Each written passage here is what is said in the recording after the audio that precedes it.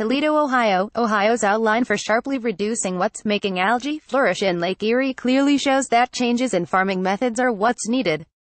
Blueprint also has a long list of ways to do that, but some environmental groups say the state's updated plan still lacks clear direction about what should come next.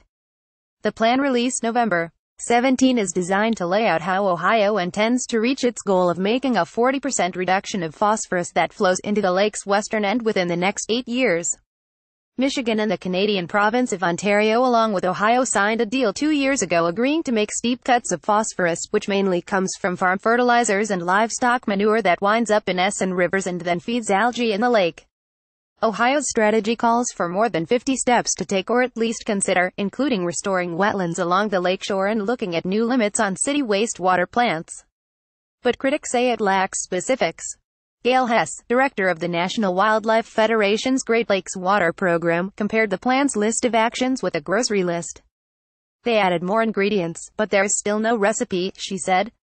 The plan, for example, calls for continuing and expanding mostly voluntary farming practices, such as increasing soil testing and installing devices that control storm water, that are intended to slow fertilizer runoff.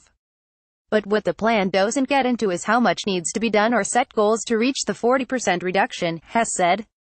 Those are things we need to link together, she said. Tell us what's going to prompt that change. Carl Gebhardt, deputy director for water resources at the Ohio Environmental Protection Agency, has said the state's plan will be evolving and if what's being done now isn't working, changes will be made. Agency spokeswoman Heidi Griesmer said the updated plan now has more priorities than earlier versions and that are benchmarks outlined for the state's major tributaries. We're honing in on watersheds that will give us most impact, she said. The state's strategy notes that recent research clearly points toward agriculture as the biggest source of phosphorus flowing into the lake's western end where algae blooms have taken hold in recent years.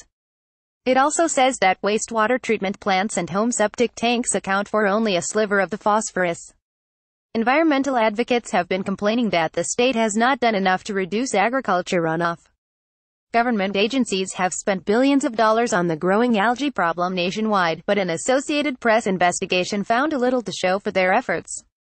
Christy Meyer, of the Ohio Environmental Council, said the state's plan to reach a 40% reduction has some good potential but needs targets to reduce the phosphorus loads. We need to develop a roadmap back to a blue lake, she said. What are the tactics? What are the costs?